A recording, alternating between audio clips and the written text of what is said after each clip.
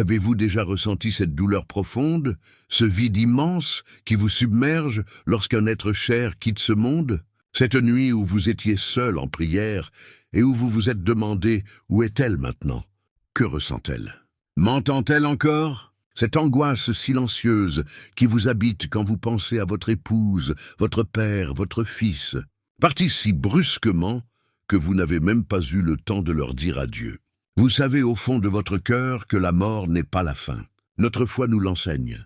Mais que se passe-t-il vraiment dans ces premiers jours après le dernier souffle? L'Église nous a transmis des vérités bouleversantes sur ce mystère. Des révélations que peu connaissent, même parmi les plus fidèles.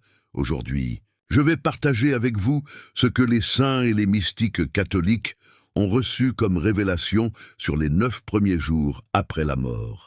Ce que je vais vous révéler pourrait transformer votre compréhension de la vie éternelle et, plus important encore, vous donner les moyens d'aider vos proches défunts d'une manière que vous n'auriez jamais imaginée. Notre Seigneur a confié à Sainte Faustine: « Les âmes qui me prient pour les défunts reçoivent une grâce particulière de ma miséricorde. Mais savez-vous que vos prières ont un pouvoir spécial pendant une période précise, une période de 9 jours qui peut déterminer l'éternité d'une âme. Imaginez un instant. Votre mère bien-aimée vient de rendre son dernier souffle. Son corps est là, mais son âme a commencé un voyage extraordinaire. Un voyage que l'Église a toujours connu, mais dont les détails précieux nous ont parfois échappé. Un voyage de 9 jours qui pourrait décider de son éternité. Dans la tradition catholique, nous connaissons les neuvaines, ces 9 jours de prière intense. Mais saviez-vous que ce nombre n'est pas le fruit du hasard? Il correspond à une réalité spirituelle profonde, révélée par les saints et confirmée par les enseignements traditionnels de l'Église. Saint Padre Pio, ce grand mystique stigmatisé, a souvent parlé des âmes qui venaient le visiter après leur mort. Il disait « Plus d'âmes de défunts que de vivants viennent me rendre visite ». Et il précisait que les premiers jours après la mort sont cruciaux. L'âme, bien que séparée du corps, reste particulièrement liée à notre monde pendant cette période. Sainte Brigitte de Suède, dans ses révélations célestes, nous apprend que pendant les 3 premiers jours après la mort, l'âme est dans un état particulier de conscience. Elle réalise pleinement sa séparation du corps, mais reste attachée au lieu et aux personnes qu'elle a aimées. Elle est témoin de son propre service funéraire, entend les prières dites pour elle et ressent l'amour ou l'absence d'amour de ceux qu'elle a laissés derrière. Pensez à cela un instant.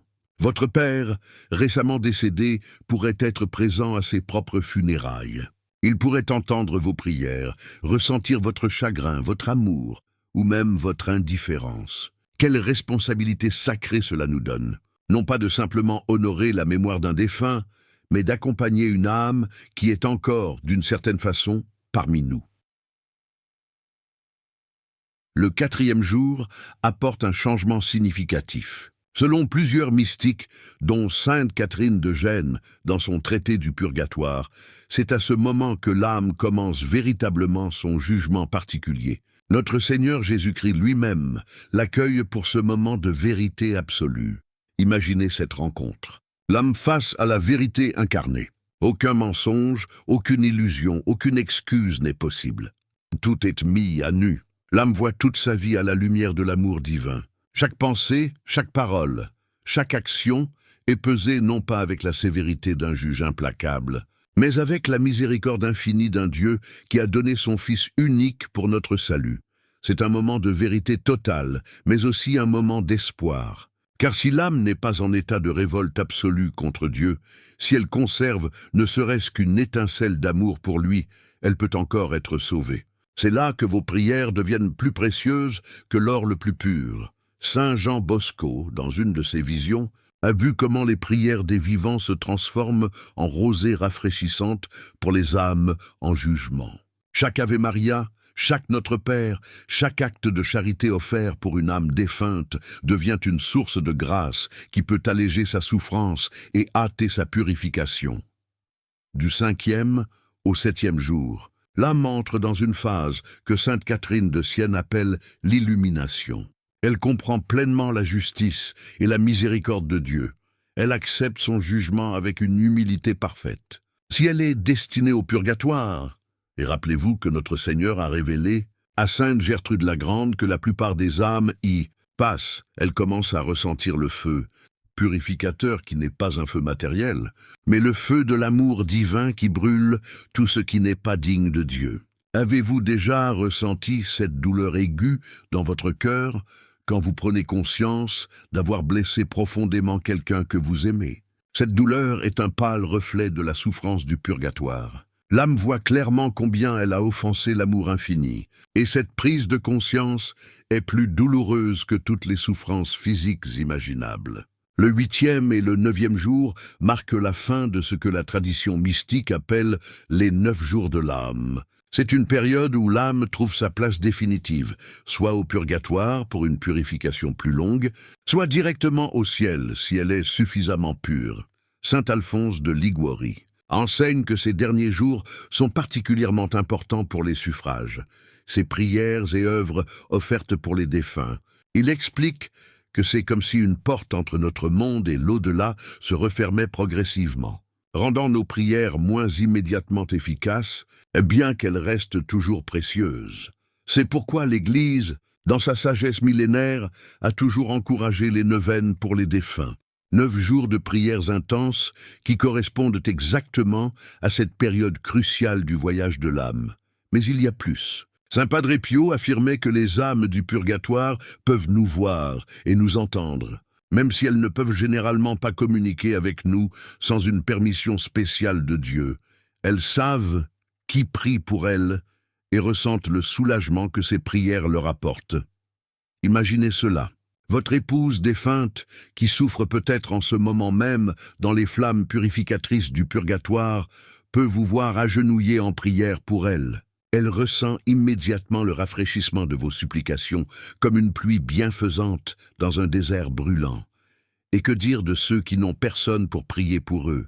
Ces âmes abandonnées, oubliées, pour lesquelles aucune messe n'est dite, aucun chapelet récité? Sainte Marie-Madeleine de Pazzi les a vues dans ses extases. Elle les décrit comme des âmes dans une solitude indicible, attendant désespérément le secours des vivants. Notre-Dame de Montligeon, dont le sanctuaire en France est dédié à la prière pour les âmes du purgatoire, nous rappelle cette responsabilité sacrée. Prier pour les défunts n'est pas une option pour un catholique fidèle, c'est un devoir d'amour. Et ce devoir devient particulièrement urgent pendant ces 9 premiers jours après la mort. Mais permettez-moi de vous partager une révélation encore plus profonde, transmise par Sainte Gertrude la Grande. Cette sainte bénédictine du XIIIe siècle a reçu de notre Seigneur lui-même une prière spéciale pour les âmes du purgatoire. Jésus lui a promis que chaque fois que cette prière serait récitée avec amour et dévotion, 1000 âmes seraient libérées du purgatoire. La voici. Père éternel, je vous offre le sang très précieux de votre divin Fils Jésus, en union avec toutes les messes célébrées aujourd'hui dans le monde entier, pour toutes les saintes âmes du purgatoire, pour les pécheurs en tout lieu, pour les pécheurs dans l'Église universelle, pour ceux dans ma propre maison et dans ma famille. Amen. Récitez cette prière chaque jour pendant les 9 jours qui suivent le décès d'un être cher, et vous participerez activement à son voyage vers la lumière éternelle. Saint Thomas d'Aquin enseigne que la miséricorde de Dieu est infinie, mais que sa justice est également parfaite. Notre Seigneur désire ardemment que toutes les âmes soient sauvées, mais il respecte leur liberté et les conséquences de leur choix terrestre. C'est pourquoi nos prières sont si importantes. Elles permettent à la miséricorde divine de s'exercer sans violer la justice divine. Dans le livre de Tobie, l'archange Raphaël révèle qu'il a présenté les prières de Tobie devant le trône de Dieu. Cela nous montre que nos supplications pour les défunts sont véritablement portées par les anges jusqu'au cœur même de Dieu. Saint Jean Chrysostome affirme « Ce n'est pas en vain que les apôtres ont ordonné que lors de la célébration des redoutables mystères, on fasse mémoire de ceux qui sont partis. Ils savaient que ces âmes en retirent un grand profit, un grand avantage. Pensez maintenant à vos proches décédés. Peut-être avez-vous perdu votre mère il y a des années ou votre époux récemment. Avez-vous prié intensément pendant les 9 jours qui ont suivi leur départ? Si ce n'est pas le cas, ne désespérez pas. Bien que cette période soit particulièrement propice, la miséricorde de Dieu n'est pas limitée par le temps. Vous pouvez commencer dès aujourd'hui une neuvaine pour eux. Sainte Thérèse d'Avila raconte comment une âme lui est apparue pour la remercier de ses prières, qui avait considérablement réduit son temps de purgatoire. Cette âme lui a dit « Ce que vous faites pour les morts, Dieu le fera pour vous quand vous serez vous-même dans l'au-delà. » Quelle promesse merveilleuse! En secourant les âmes du purgatoire maintenant, vous vous assurez des intercesseurs puissants pour le moment où ce sera votre tour de franchir le seuil de l'éternité. Car, mes chers frères et sœurs en Christ, nous passerons tous par ce voyage. Un jour, ce sera vous, ce sera moi, qui vivrons ces 9 jours cruciaux après notre dernier souffle terrestre. Ne voulez-vous pas vous assurer que vos proches connaissent ces vérités et prieront pour vous lorsque ce moment viendra? Le catéchisme de l'Église catholique nous enseigne que dès le début, l'Église a honoré la mémoire des défunts et a offert des suffrages dans leur faveur, en particulier le sacrifice eucharistique, afin que, purifiée, elle puisse parvenir à la vision béatifique de Dieu, CEC 1032. Ces suffrages ne sont pas de simples traditions. Ce sont des actes d'amour concrets qui ont un impact réel sur le destin éternel des âmes. Mais il existe une pratique particulièrement puissante que peu de fidèles connaissent, la messe grégorienne. Il s'agit d'une série de 30 messes célébrées consécutivement pour une seule âme défunte. Cette tradition remonte à saint Grégoire le Grand qui, après avoir fait célébrer 30 messes pour un moine décédé, vit ce dernier lui apparaître, rayonnant de lumière, lui annonçant sa libération du purgatoire. L'Église, dans sa sagesse, reconnaît l'efficacité particulière de ces messes grégoriennes. Si vous le pouvez, demandez à votre prêtre de célébrer ces 30 messes pour votre défunt, en commençant si possible pendant les 9 premiers jours après sa mort. Sainte Françoise Romaine, qui a reçu de nombreuses visions du purgatoire, affirme que les âmes qui y souffrent sont soutenues par un espoir inébranlable. Elles savent qu'un jour, elles verront Dieu face à face. Cette certitude adoucit leur peine, même si la purification reste douloureuse. Imaginez un instant la joie d'une âme qui, après des heures, des jours ou des années de purification, est enfin admise en présence de Dieu. Saint Jean de la Croix décrit cette rencontre comme une transformation totale dans l'amour. L'âme, enfin purifiée, plonge dans l'océan infini de l'amour divin. Comme une goutte d'eau se fond dans l'océan sans perdre son identité, mais en partageant toutes les propriétés de l'océan. C'est à cette gloire indicible que sont destinées toutes les âmes que vous aidez par vos prières. Quelle œuvre plus noble pourriez-vous accomplir? Mais revenons à ces 9 premiers jours. La tradition nous enseigne que pendant cette période, l'âme est particulièrement réceptive à la grâce divine. C'est comme si le lien entre notre monde et l'au-delà était encore frais, permettant un échange plus direct de prières et de grâces. Saint Bède le Vénérable compare cette période au temps que passe une graine sous terre avant de germer. Il y a une apparente inactivité, mais en réalité, des transformations profondes se produisent, préparant une nouvelle forme de vie. Dans la tradition orthodoxe, notre sœur dans la foi, on observe des commémorations spéciales le 3e, le 9e et le 40e jour après le décès. Ces dates ne sont pas arbitraires, mais correspondent à des étapes importantes du voyage de l'âme. Il est remarquable que tant de traditions chrétiennes anciennes reconnaissent l'importance particulière du 9e jour.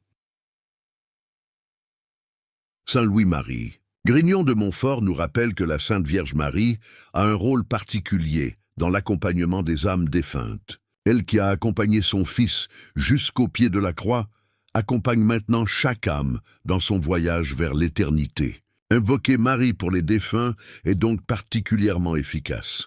Il existe une belle prière que vous pouvez réciter chaque jour de la neuvaine. Ô Marie, conçue sans péché, priez pour nous qui avons recours à vous, et pour les âmes du purgatoire, particulièrement pour l'âme de nom de la personne, qui est peut-être en ce moment même dans son voyage vers l'éternité. Sainte Mechtilde a reçu de notre Seigneur la révélation que chaque fois que nous récitons 3 Requiem aeternam, En l'honneur de la Sainte Trinité, de nombreuses âmes sont délivrées du purgatoire. Donnez-leur, Seigneur, le repos éternel, et que la lumière perpétuelle brille sur eux. Qu'ils reposent en paix. Amen. Un autre aspect, souvent méconnu de ces 9 premiers jours, concerne les anges gardiens. Saint Basile le Grand enseigne que l'ange gardien qui a accompagné l'âme pendant toute sa vie terrestre continue à l'accompagner dans son voyage post-mortem. Cet ange présente les prières des vivants à l'âme et l'aide à comprendre le processus de purification. N'hésitez donc pas à invoquer l'ange gardien de votre défunt. Ange de Dieu, qui avez été le gardien fidèle de cette âme sur terre, continuez à l'accompagner dans son voyage vers la lumière éternelle et portez-lui le réconfort de nos prières.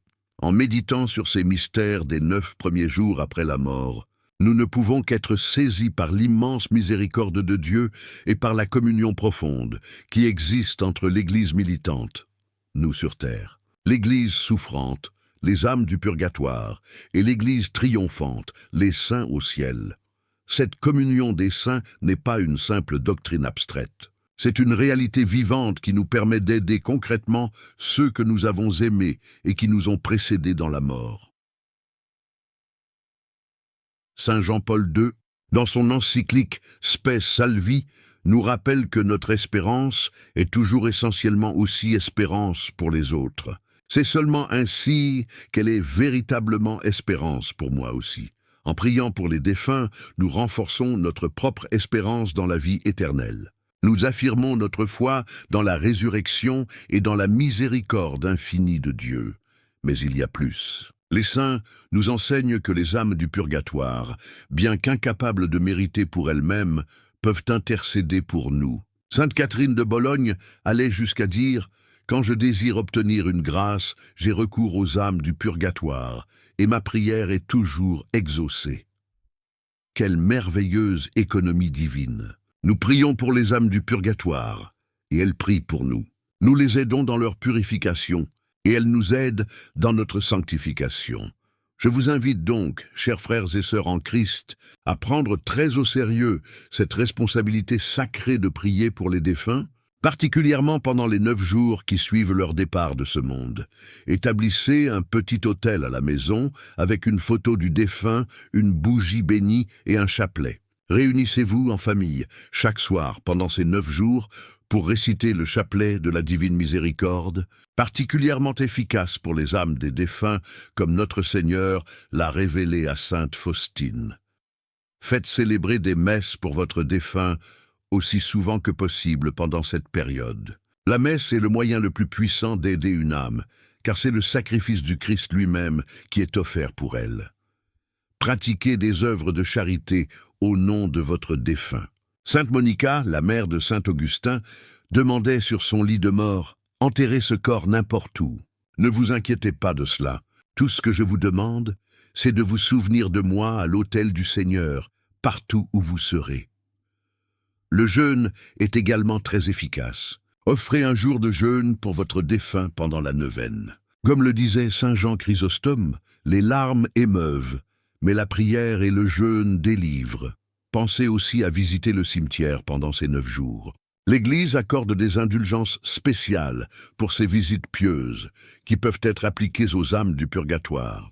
N'oublions pas que notre Seigneur Jésus-Christ lui-même est descendu aux enfers après sa mort, pour libérer les âmes justes qui attendaient sa venue. Il comprend parfaitement ce voyage mystérieux que chaque âme entreprend après la mort. C'est pourquoi il a confié à Sainte Faustine cette prière, particulièrement puissante pour les agonisants. Ô sang et eau qui avez jailli du cœur de Jésus comme source de miséricorde pour nous, j'ai confiance en vous. Réciter cette invocation pour une personne qui vient de mourir peut l'aider immensément dans les premiers moments de son voyage vers l'éternité. En conclusion, mes chers frères et sœurs, que cette connaissance des 9 premiers jours après la mort ne reste pas lettre morte. Transformez-la en action concrète d'amour pour vos défunts. Souvenez-vous des paroles de saint Ambroise. Nous avons aimé nos défunts pendant leur vie. Ne les abandonnons pas jusqu'à ce que nous les ayons conduits par nos prières jusqu'à la maison du Père. Cette mission d'accompagnement est l'une des plus belles expressions de la charité chrétienne. Elle unit le ciel et la terre dans une communion d'amour qui transcende la mort elle-même. Et n'oubliez pas que ce que vous faites aujourd'hui pour les âmes des défunts, d'autres le feront un jour pour vous. Comme le dit si bien le livre de Tobie, « Fais l'aumône de tes biens et ne détourne ton visage d'aucun pauvre. Et alors la face du Seigneur ne se détournera pas de toi. » Tobie 4:7. De même, n'oubliez jamais de prier pour les défunts. Et alors, lorsque votre tour viendra de traverser le voile de la mort, vous ne serez pas oubliés. Que Dieu bénisse chacun de vous et vos défunts bien-aimés. Et souvenez-vous toujours que la mort n'est pas la fin, mais le début d'un voyage extraordinaire vers la plénitude de la vie en Dieu. Ne manquez pas notre prochaine vidéo qui apparaît maintenant sur votre écran. Cliquez sur ce lien sacré et découvrez les prières puissantes que Notre-Dame elle-même a révélées pour soulager immédiatement les souffrances des âmes du purgatoire. Que votre charité envers les défunts vous ouvre les portes de la miséricorde divine pour l'éternité.